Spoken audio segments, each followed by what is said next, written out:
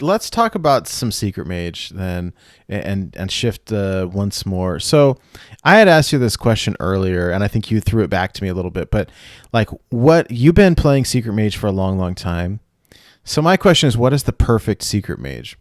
So the perfect secret mage. I was going to look up your little graphic from 2017 and just give you that definition. But just to explain what the deck's all about for people who might be new to the game and are listening to the podcast, Yes. it's an aggressive tempo based deck. So that means you're always trying to play for the board. You're always playing minions that are going to stick on board and stick around to deal damage to the opponent's face and not die right away. But at the same time that you're doing that, you're also doing what are called targeted draws, where you're pulling specific cards from your deck and you're thinning your deck out so that later in the game, when you're looking for your burn cards to finish the game off, magically Secret Mage top decks are always good. Well, that's because that's how the deck is functioning, right? You're taking out all the secrets so that late in the game, you're not top decking secrets. You're top decking Aluneth, or you're top decking Cloud Prince, you're top decking Burn to finish the game off. Mm-hmm. On top of that, your targeted draw, your secrets are, in my mind, the way I use them at least, they siphon tempo away from the opponent. So you're stopping your opponent from doing something powerful or from counteracting something that you were doing on board. It's not an aggro deck, it's a tempo deck. In an aggro deck, you're always going face, but you're kind of just sort of unloading your hand. Secret Mage is a little bit more tactical and has a little bit more utility than an aggro deck. It's a little bit better into its bad matchups, but it might be a little bit slower because it's trying to be a little bit more refined in its approach. And yeah, so you threw the perfect Secret Mage deck at me. I wanted to throw it back at you. What's the perfect Q block deck? Okay. So here's my answer. I think we were talking about this earlier in the month, right? Where we've got enough cards in the pool now where any of these decks now, we're looking at, so the decks can have only 30 cards, right? And we've got so many good cards in the wild card pool that my perfect deck now is like 32, 34, 36 cards, right? And so trying to figure out what I'm going to cut, that's the hard part. And so when building one of these decks, like there's obviously a core. And like you were saying, when you look at what was core Secret Mage back in 2017 is pretty much still core Secret Mage today with a couple changes, We say this all the time, especially on the card review, is with wild decks in particular, I think we focus more on synergy than we do on power level. And so the deck has to work really well with the other cards in the deck. And so it's not necessarily what is the strongest. It's like what works well with all of the other cards in my deck. And so still, like with the Q block, it's the same idea where I've got about like my core now, the deck is optimized to the point of about probably 24 to 26 cards are like really solid. And then I've got a couple flex spots and those change. So I mean, what is my perfect list? I actually brought it. Okay. So here's my perfect list. It also is like, what is perfect for me is not perfect for someone else, where I've got someone like, Paulman who swears on the rat catcher and the sanguinite. Holy flex with the gold on this list. Yeah, this is expensive, but is this the one that you and Gold Daniel came up with? It is, but I think that there are a couple flex spots in this one too. You could pull out Terran Gorfiend, you could pull out Witch Willow, you could pull out Vectis, but some of it's core, right? I have to have the Defiles, I have to have Dark Skies, Sense Demons, Voidcaller Cube, the Skull. You have to have the Dreadlords, Mal'Ganis, Voidlords, Gul'dan. But that's like 4/5 of the deck, right? Is like can't change. And then I've got maybe 5 or 6 cards that I like to play, that I know the interactions on and why I like to play them. And so like this is my perfect list, but it may not be your perfect list. I will say that it's pretty much optimized. I think that's your point, right? Is that there's no perfect list. But this is such a big change because the archetype itself, like the deck, is basically unchanged since Saviors of Oldham until this expansion. You're talking about Flame Ward came in, Flak Mage came in, and the deck's weakness to wide boards got shored up. Like Hydra was saying, like Flak Mage won that game against Odd Paladin. Odd Paladin was like an instant concede before Flak Mage was a thing, before Flame Ward was a thing. The deck that I was hitting Legend with the last 5 months, aside from Netherwind Portal, could very easily, like if you sub in Duplicate instead of Netherwind Portal, it was the same list from Oldham. So when you start talking, you get a bunch of secret mages in a room. It's kind of like a puritanical society. Like it's very snooty. And it's just like, oh, well, that card doesn't belong there, or that card doesn't belong there. And you get into debates about like who's better, Luna or Polkelt, or like certain secret ratios. But by and large, everybody agrees pretty much what the deck looks like.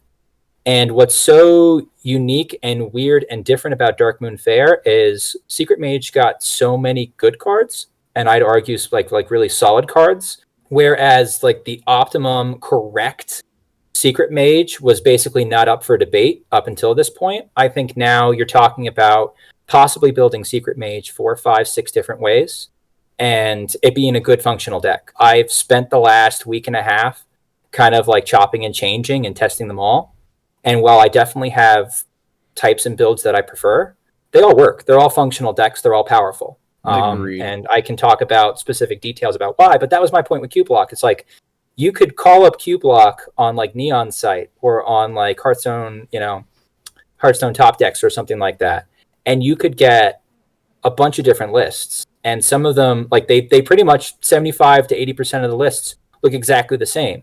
And then it's the flex cards that are different. And that's based on personal preference.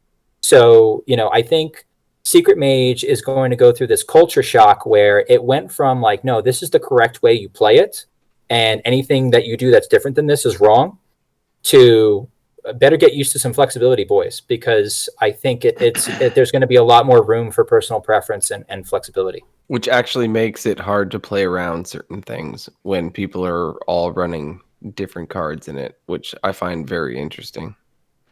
Yeah. It used to be like, I used to love playing against Secret Mage. I still do.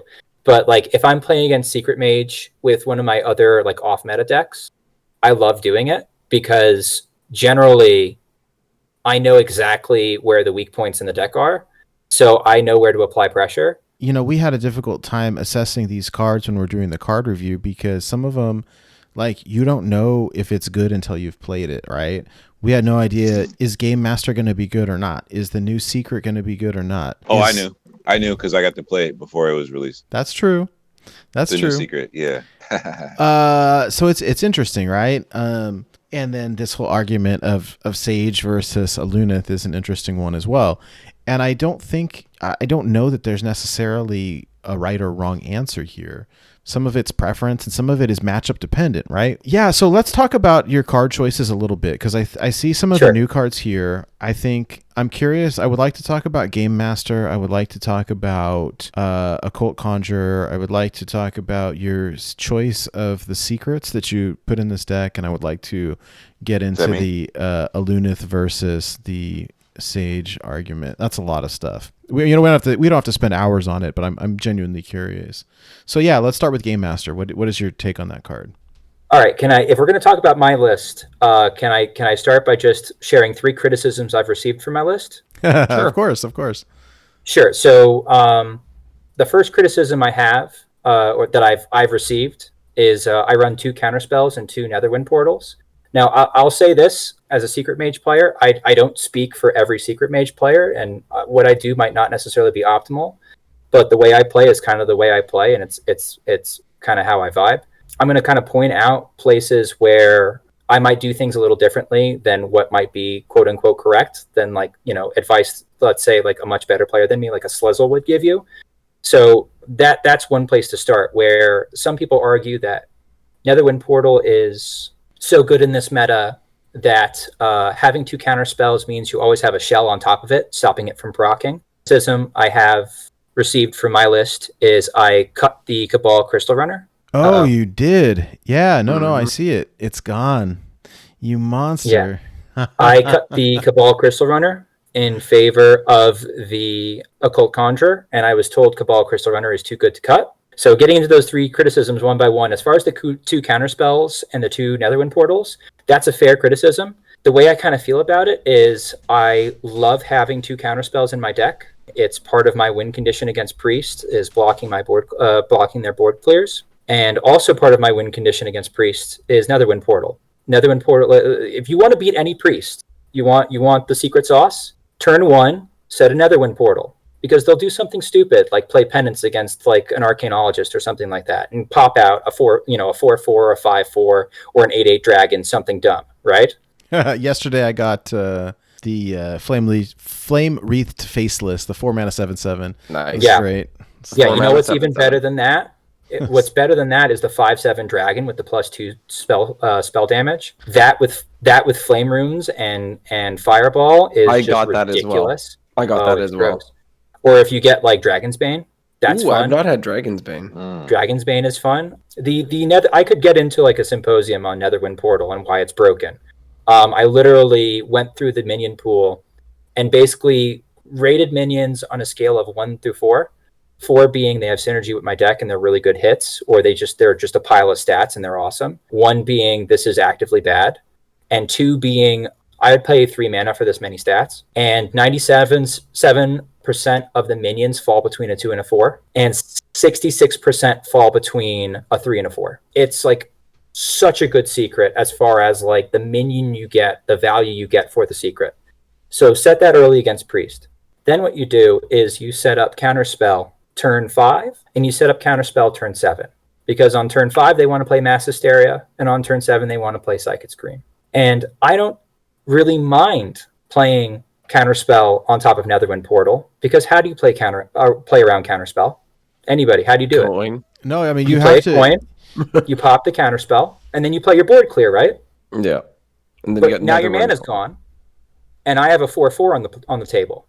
So where you thought you were clearing the board, now I still have a board presence. Yeah. So I don't mind Counterspell, Netherwind Portal more than other players. Now, again, that might just be me incorrect in feeling that way, but that's how I feel about it, and I'm not changing it.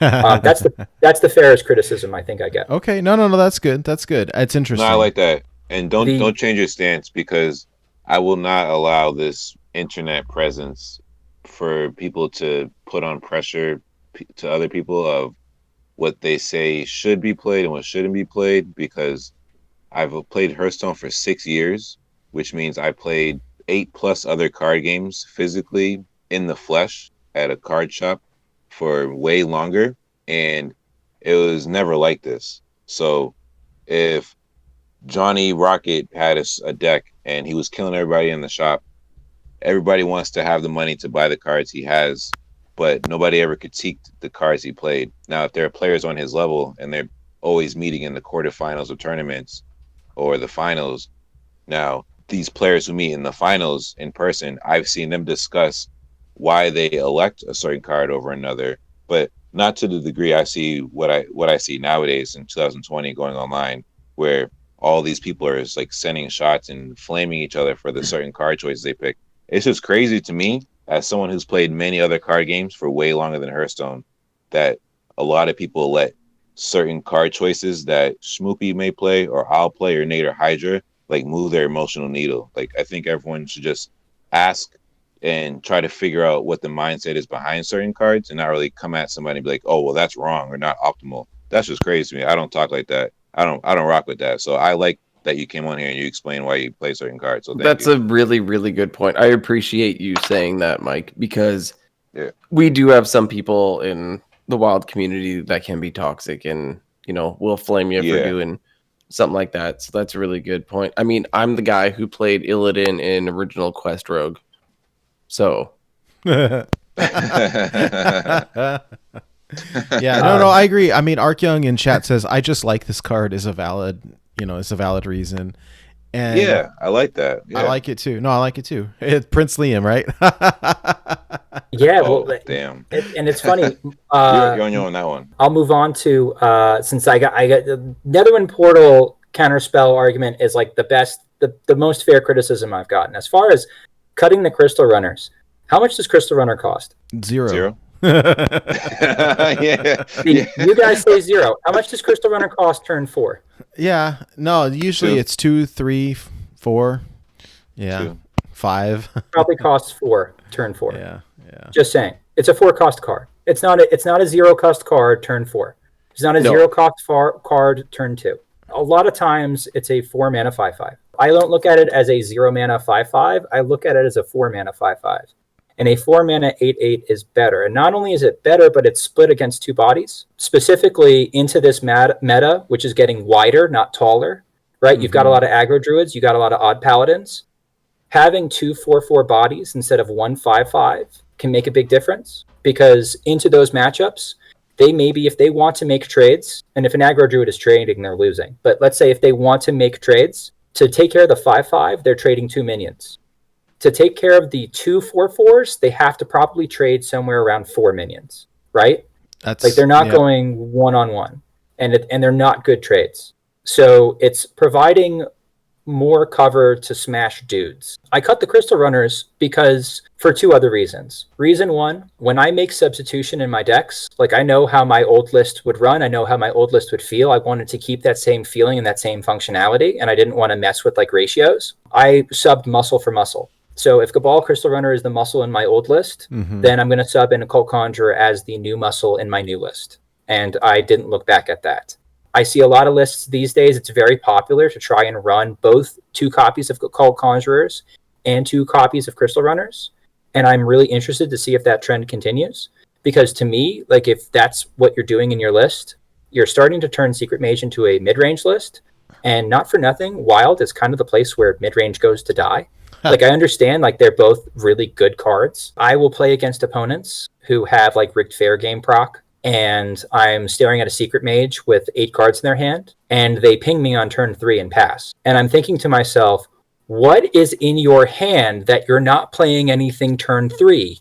How is your deck built that this is happening to you? Like what nonsense is going on? I think it might be that they are all jammed up with Crystal Runners and Occult Conjurers are all stuck in their hand, and maybe they've got a Sage in there too, and they can't play anything. But like I like look at it and I'm baffled. I swapped muscle for muscle. It also has the added bonus that I included Polkelt in this list. Now Polkelt's function primarily in this list is to top deck Aluneth. I've always advocated when it comes to Secret Mage, you need a secondary draw engine aside from Aluneth. That draw engine in the past was either Polkelt or Luna. I've always been Team Luna, because I think that she doesn't bury your secrets. Polkelt sounds like a good idea because, I get my top end and I get all my burn at once. But sometimes, like when you equip Aluneth, what's nice is you get to sprinkle in some disruption. So like as you're waiting for the fireballs to come, you can kind of drop a minion here, drop a counter spell there, drop an explosive runes here.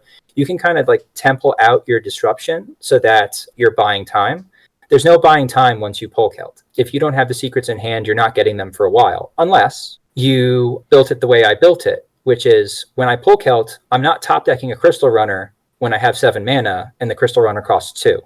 I'm top decking Aluneth every time. That's the other reason why I included the Occult Conjurers instead of the Crystal Runners, because they're not going to block up my Polkelt draw.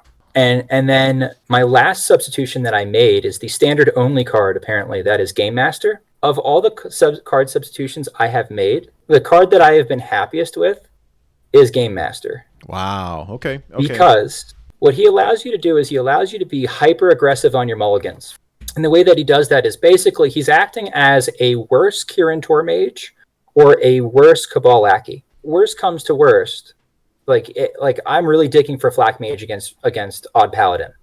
But if I miss and I hit a Game Master and I can coin him out, now I can start my secret building early. For example, with coin, and you can imagine without coin, some similar play styles, just like, turn 3 and beyond is basically going to be the same. But with coin, let's say you put out Game Master turn 1. Turn 2 can either just be play a secret, which is already really powerful, right? You've cheated 2 mana there. Like now your opponent's dealing with a secret turn 2. Or you can play secret, Cabal Lackey secret. So now you've got 2 secrets up and a 1/2 that you've developed, and you've got a Rover Croc on board that's already swung face or traded. Turn 3, you could play an Arcanologist with a Game Master on board and play the secret it pulls. You could play a secret and play a Medivh's Valet. You could play a Flak Mage and then play a secret. You could play a Mad Scientist and then play a secret. He does a good job of filling out the early game.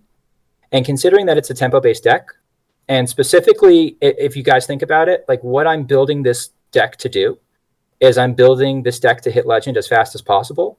My meta and the decks that I see day 1, day 2, day 3 are primarily going to be fast aggro decks. Having a bunch of Crystal Runners or having a bunch of Occult Conjurers clogging up my hand is not going to help me. I want to play for board. That is one of the downsides, because I cut Ancient Mysteries for him. My deck definitely has less draw than I'm used to. But what I'm sort of gambling on and what I'm sort of banking on, that's a risky strategy, is I'm banking on Polkelt into Aluneth, or just top decking Aluneth to make up for that draw differential. And I'm basically, like, instead of like leaning hard on, let's say, one of the new cards like Rick Faire Game or Sage, I'm leaning hard on Aluneth doing Aluneth's job, which Aluneth usually does a pretty good job of. This is a funny little trick that sometimes works, but actually works more often than you'd expect. I actually use Swaguar's theorem. If it's a non-golden hero power, it's probably the aggro version. And if it's a golden hero power, it's probably the slower version. I tend to agree with you there, actually, and him as well. That helps sort of form my mulligan. All right, I do want to ask about gameplay, right? So you brought up the 1812. So let's talk about Rashios here, because this is an interesting deck, I think, where the game plan, and I'm hardly the expert here, so let me get your take on it. But my understanding is the game plan sort of shifts at one point. Like, you're a tempo deck, you want board presence, but at some point you shift to like full burn, right? I mean, especially against the bigger decks, if I'm playing against a priest or a warlock, like at some point I'm not going to be able to contest the board, but I've got the burn to go over the top. So like, what is that ratio, or what is that point in the game where you switch strategies from like a board based, tempo based to like burn? It usually happens around kind of naturally. It just sort of happens around turn 6, turn 7. Like, especially for like priest in general, it can happen between turn 6, turn 7, because that's when Shadow Essence comes out. And like, if I have like one 5/5 to deal with that hasn't sprouted another 5/5, I might have built up an aggressive enough board where I can on 5 bring down a Cloud Prince and blast away the 5/5, and then maybe chunk through a 7/7 with my remaining board and then do a little bit of damage. And then all I'm really doing is waiting for my fireballs. But in that kind of game, you're trying to get them below 12. And with Priest, that's why I call it like an 18-12 program, because like Priest can heal. So you're really trying to get them closer to like 5, 6 health. And then when the big taunts start coming down, then you go fireballs over the top. Generally in Priest or Warlocks, you flood the board early. You try to cover up your board with counter spells, which is why I run 2 all the time, to sort of mess with their removal. And then you're finishing the game just throwing fireballs over top. So like it reaches a point where you're just like, all right, now's the time. And so like once you get them below 12 and you're satisfied that they're going to be below 12, and you also know you're not getting through their taunts, that's when you go all burn. All right. Then let's hear the argument that we've all been waiting for. Let's talk about Sage versus Aluneth. So like I kind of said before, I think Secret Mage is kind of in the same sort of headspace as like your typical like strong deck in Wild, like your Q block, where there are arguably like 5 or 6 different ways that you could build it, and they all work and they're all fine. Like, Sage is a really powerful card, but one for one on his own, he does not pick up the draw that Aluneth does. And I know what like the big arguments are for not using Aluneth. You don't use Aluneth because it fatigues you to death. But when I hear somebody argue, oh, Aluneth fatigues me to death, I can't help but ask myself, and I'm going to look in the camera when I say this, you saw every card in your deck and you died. Why? How did you lose?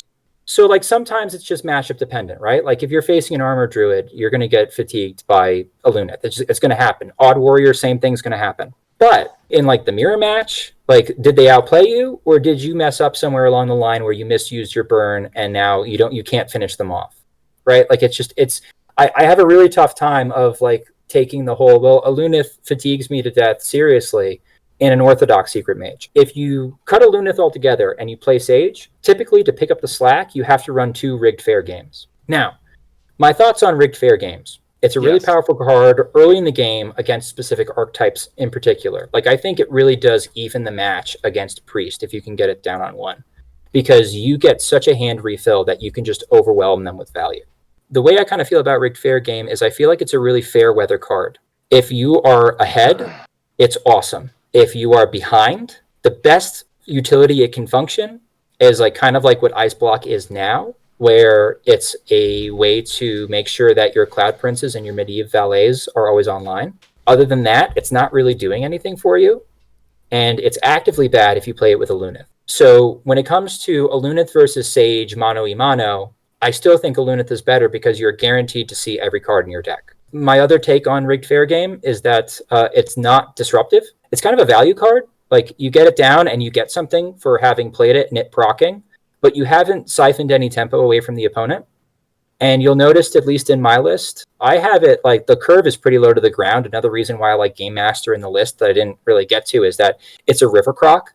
Like, it can trade into dudes early, and it gives you a really strong early board presence into a meta that I'm expecting is going to have like a lot of aggro druid, a lot of odd paladin. Rigged Faire Game might be the worst possible top deck secret you could possibly get against an aggro druid. Now, I will say in the Sage versus Aluneth conversation, there is the build that's out there where you run Sage and 2 Rigged Faire Games, and that's a functional deck. And what's also kind of nice about that deck list that I like is it does run 2 Crystal Runners, so that when you throw down Sage, you're not only getting a 5/5, you're also getting sometimes a 10/10, sometimes a 15/15 in stats, as well as good card draw, digging for your burn.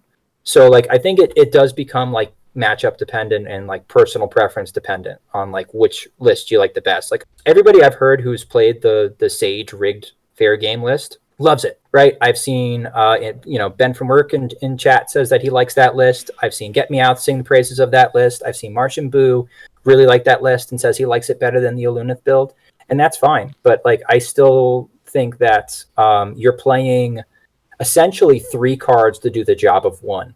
And in a traditional Secret Mage build, you would run Aluneth, and then you would run some additional draw engine alongside what would be the normal targeted draw of the secrets.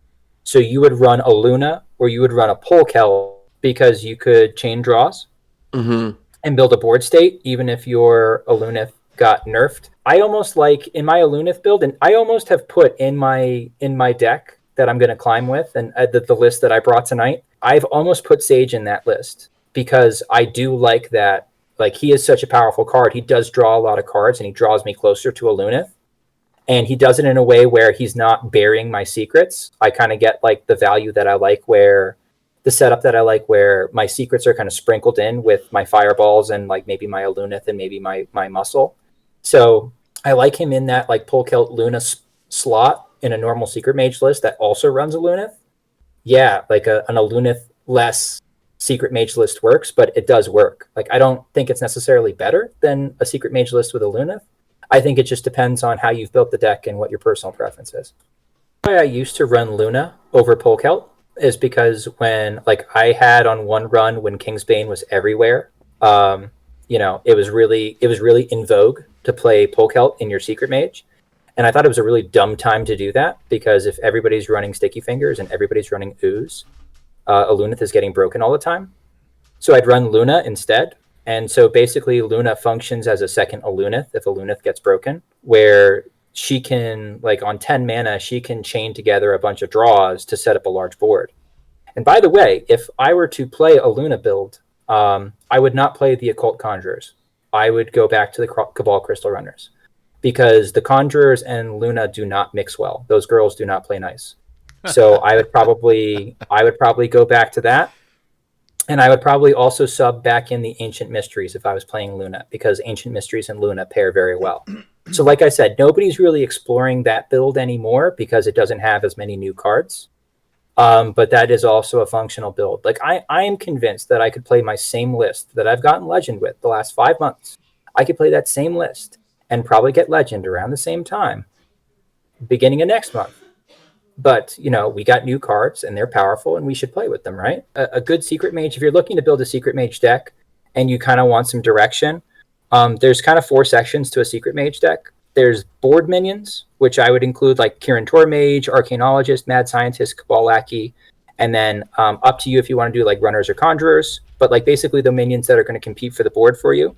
There's your secrets that are core that I think you want to include now, and then you kind of chop and change at will based on your preference, is Counterspell, Explosive Runes, and Flame Ward.